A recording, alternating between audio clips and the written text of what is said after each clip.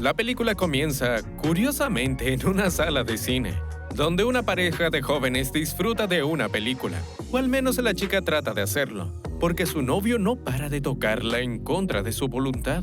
A solo unas butacas de distancia se encuentra Harry Sommer, un hombre entrado en años que pierde la atención de la película debido al conflicto de la pareja. Fastidiado, le lanza palomitas al muchacho y deja claro que no significa no. Pero qué agradable caballero. Lejos de acatar su consejo, el jovencito le responde de mala manera, avergonzando aún más a su novia, la cual se retira de la sala apenada. Al final de la función, Harry es interceptado por el muchacho falto de modales, que le echa la culpa de la actitud de su novia. El señor intenta zafarse de este problema mediante el diálogo, hasta que el matón saca una navaja con muy malas intenciones.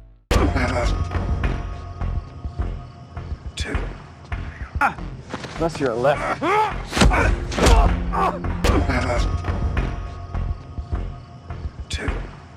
Como este continúa insistiendo, el señor no tiene otra que fracturarle el brazo.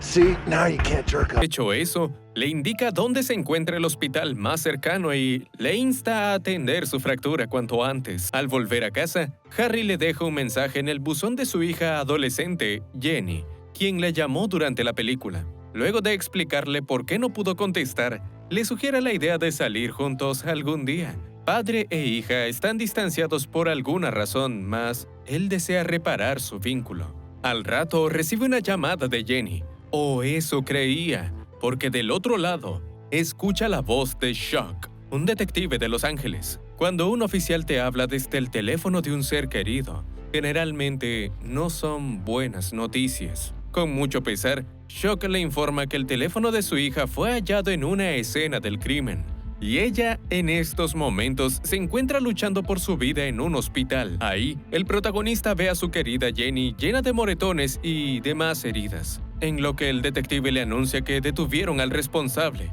un tal Johnny, un nombre que a Harry no le suena de nada, aunque ese hombre estuvo saliendo con su hija. Sin tiempo para pensar, el señor se aboca al estado de Jenny, pero de pronto...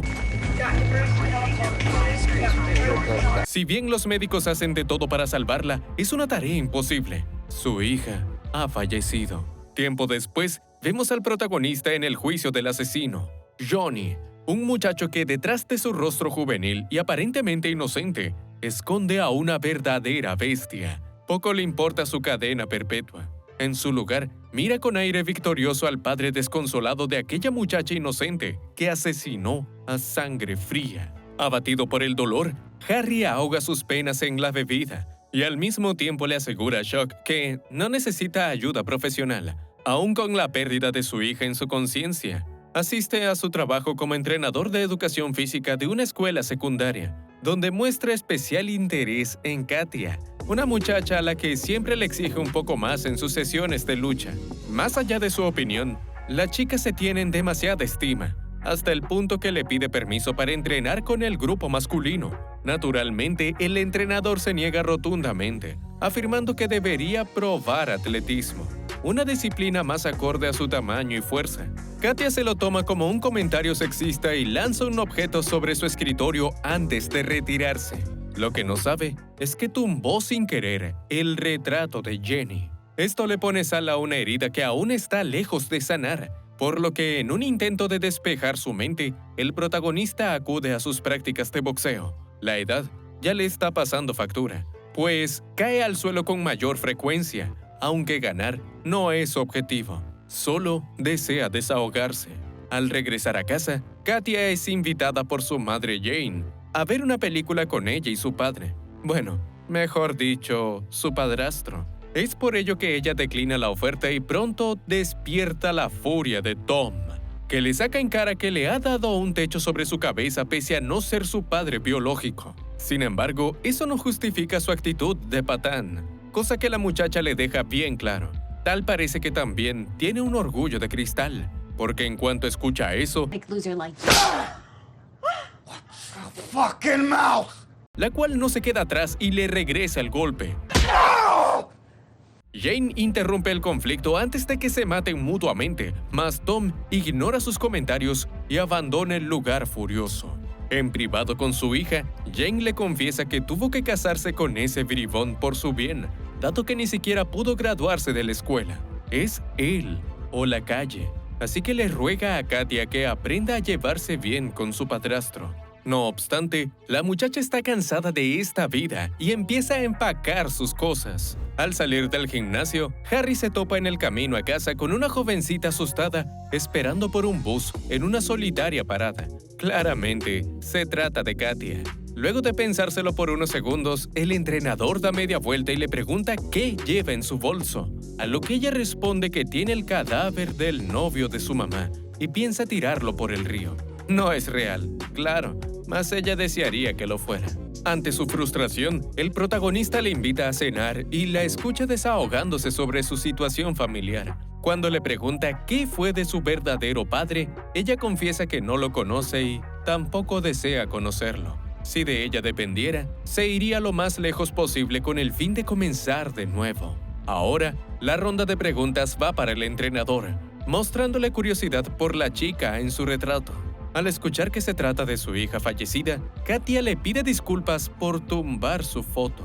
Como se está haciendo tarde, la muchacha le pregunta si puede quedarse en su casa por esta noche, a lo que él se niega de inmediato por obvias razones. Él tiene 57, ella 16, son profesor y estudiante, ya me entienden. En su lugar le da dos opciones, su casa o una estación de policía donde podrían reportar a Tom. Al final, la chica acepta a regañadientes volver a su infernal hogar. De vuelta en la secundaria, Harry se reúne con el director y le cuenta la situación de Katia con su padrastro. Por desgracia, el director lo tacha de un asunto doméstico en el que ellos no deben intervenir. Luego, en la clase de lucha, el entrenador se percata de la ausencia de Katia, a quien encuentra en el comedor como si nada. Molesta, ella le recuerda que él le sugirió que renunciara a la lucha por ser demasiado pequeña. El hombre se muestra sorprendido ya que usualmente las personas ignoran sus consejos. En eso, observa unos moretones en el rostro de la chica, quien aún más molesta, le saca en cara que la llevó de vuelta a casa de Tom. Adivinen qué sucedió ahí.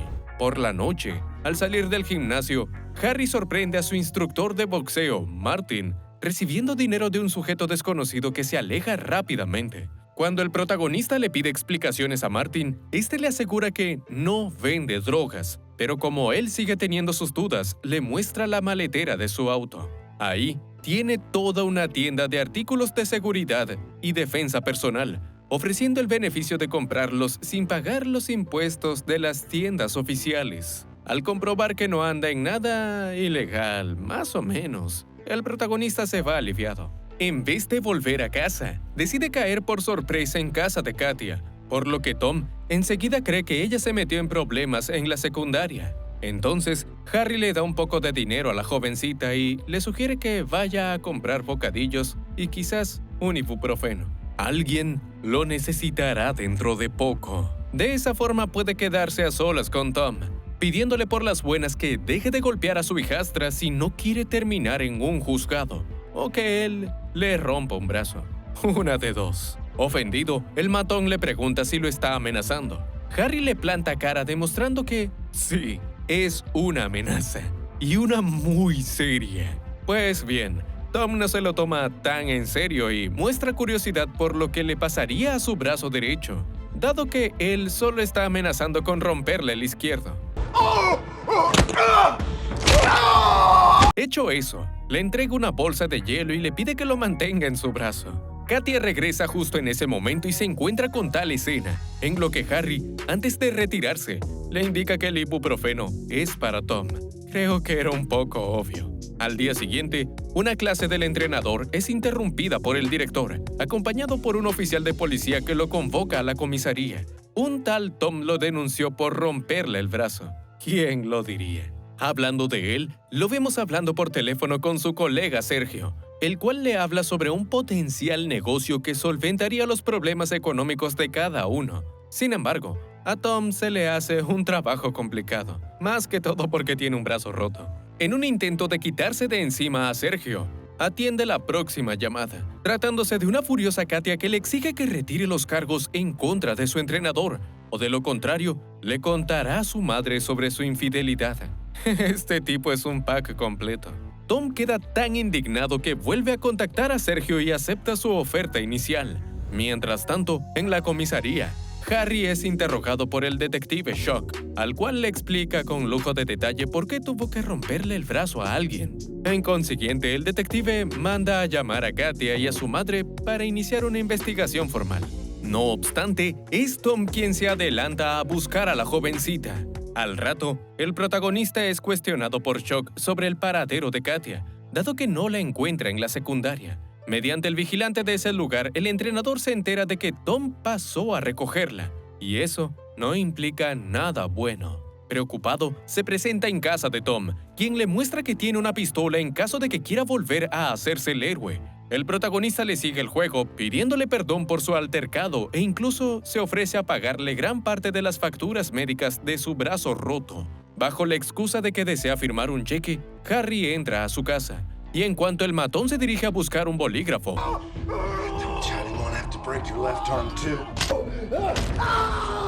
creo que llevaron demasiado lejos el chiste del brazo roto. El protagonista intenta sacarle información con respecto al paradero de Katia. El escándalo llama la atención de Jane, a quien le había dicho que la muchacha huyó de casa, pero cuando se entera de que él fue personalmente a buscarla, la mujer estalla de ira y le pregunta qué hizo con su hija. Al otro día, Harry se presenta más temprano de lo habitual en el gimnasio, no con la intención de entrenar, sino de comprar algunas cosas del arsenal de Martin. Tras esto, vuelve a la privacidad de su auto, en donde tiene retenido a un adolorido Tom, al que le da unas cuantas pastillas y un trago de licor para aliviar su sufrimiento. Si bien no quiere admitirlo, lo necesita vivo, ya que es el único que sabe qué fue de Katia. A través de él, el entrenador irrumpe en casa de Sergio y lo amenaza a punta de pistola. Luego de esposar sus manos, le pregunta qué hizo con la chica que Tom le trajo. Pese a que el matón se niega a abrir la boca,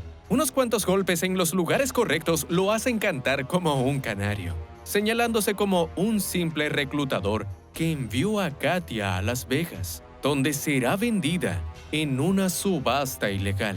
Creyendo que es una mentira, el protagonista ingresa en la habitación secreta en la que guarda su mercancía.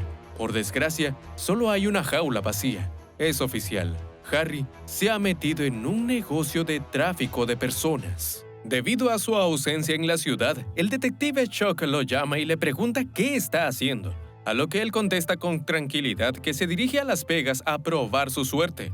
Antes de colgar, le sugiere que vea detrás del televisor de la casa de Sergio. Ahí, los oficiales descubren la habitación secreta y la jaula, con un par de especímenes amordazados en su interior: Tom y Sergio. De nuevo, el detective contacta con el responsable y le advierte de las consecuencias de brindar justicia por su propia mano. Esto poco le importa a Harry, aclamando que no piensa regresar a Los Ángeles sin Katia. Cuando Shock le informa a Jane que su hija se encuentra en Las Vegas, ella se sube a su auto con la intención de viajar a ese lugar a rescatarla. Naturalmente, el detective le aclara que no puede permitir que la acompañe, mas ella se coloca el cinturón de seguridad. Mamá osa el ataque. Ya en la ciudad del pecado, el protagonista se registra en el hotel donde tendrá lugar la supuesta subasta, aunque la recepcionista no parece saber nada al respecto. En consiguiente, el hombre pregunta por el señor Remington, un nombre mencionado por Sergio. Al escuchar esto, un guardia de seguridad le ayuda a ponerse en contacto con el susodicho, Dale Remington, el dueño del hotel casino en el que se encuentran. Pese a que lo trata con amabilidad, el anciano no tiene ni idea de la subasta y tampoco le suena el nombre de Sergio. Harry responde que es una pena, lamentándose que tendrá que gastar su dinero en cosas más aburridas de las que estaba esperando. Ha lanzado el anzuelo. Ahora toca esperar si Remington cae en la trampa.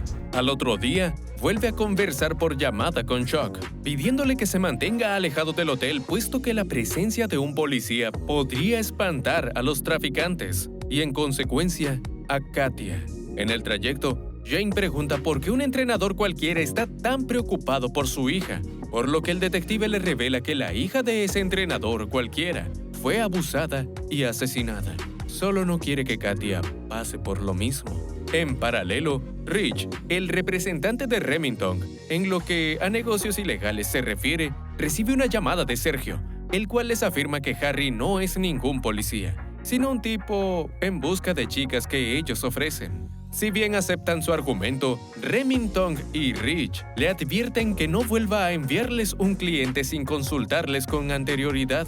El negocio que llevan los obligan a ser cautelosos, muy cautelosos. Al colgar la llamada, se revela que Sergio está acompañado por un ayudante de Shock, que lo obligó a mentirle a sus superiores a cambio de inmunidad. Bueno, solo inmunidad legal porque físicamente tanto él como Tom están hechos un desastre en el hospital. Muchos huesos rotos. Me pregunto quién fue el responsable. Aunque Rich todavía tiene sus dudas con respecto a Harry, Remington desea ponerlo a prueba. Por tanto, Rich se dirige al susodicho y le entrega las llaves de su nueva suite. Remington se encarga de darle un tour por su recinto privado libre de cámaras. Hablando de eso, el anciano le explica que la subasta será de forma digital y debe estar en una habitación para que participe de la misma. Si sale, no podrá volver a ingresar.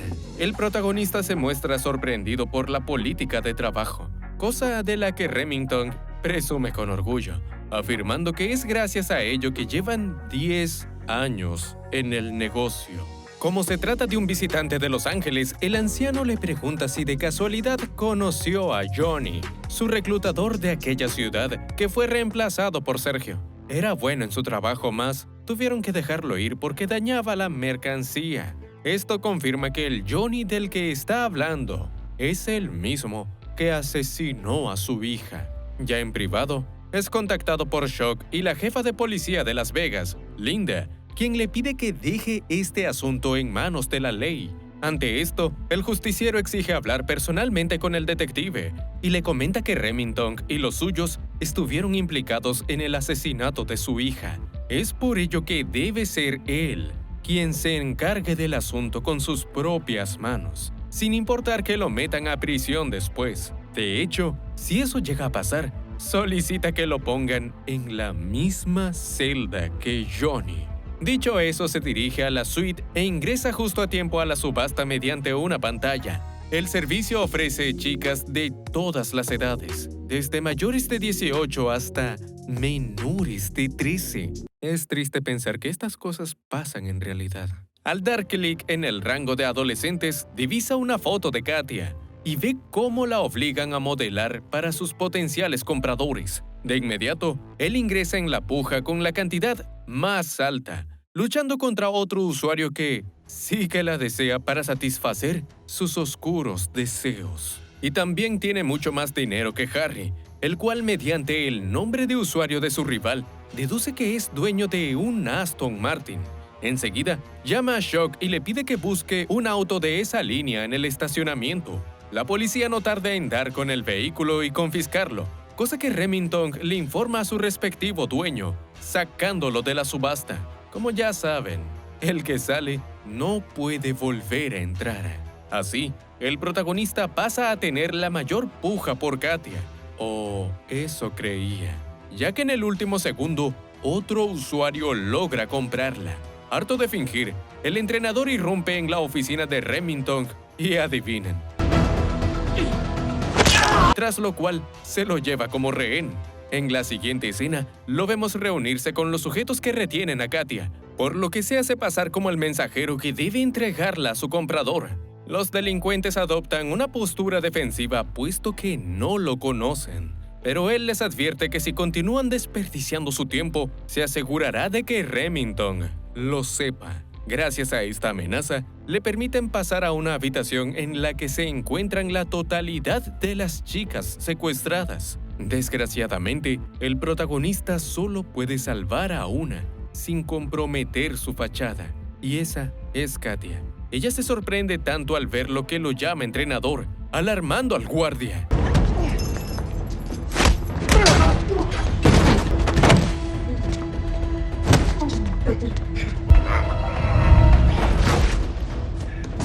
Luego de acabar con el matón, el protagonista se dispone a llevarse a las muchachas bajo el argumento de que fue una orden de Remington. Claro, no contaba con la aparición de Rich, quien trata de llamar a su jefe y comprobar si lo que dice es verdad. Como Remington no contesta, Harry le afirma que fue detenido por la policía a raíz de que Johnny vendió toda su organización.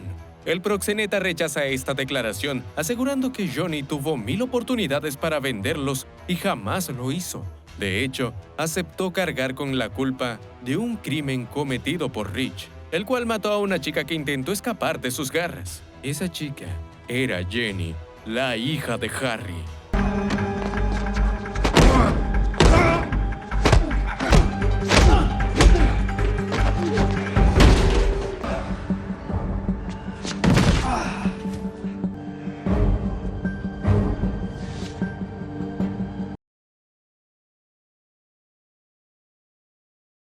Entonces, Harry toma su pistola y se dispone a rematarlo, mas el detective lo convence de lo contrario. Por su parte, la policía se encarga de cerrar el lugar, arrestando a los implicados y rescatando a las muchachas secuestradas. En eso, Linda felicita al entrenador por su labor, aunque se lamenta de que aún no hay rastro de Remington, a lo que él responde dándole las llaves de su auto. Quizás quieran ver su maletero. Dicho eso, se acerca a Jane y a Katia, lamentándose por lo que tuvieron que pasar cada una, pero ahora ya están a salvo. Tiempo después, vemos a Harry de vuelta en Los Ángeles como entrenador, supervisando el progreso de Katia como luchadora en el grupo masculino. Sí que tenía razón cuando dijo que podía vencerlos. A la salida, el entrenador se topa con Shock, el cual le informa que Johnny fue asesinado en su celda.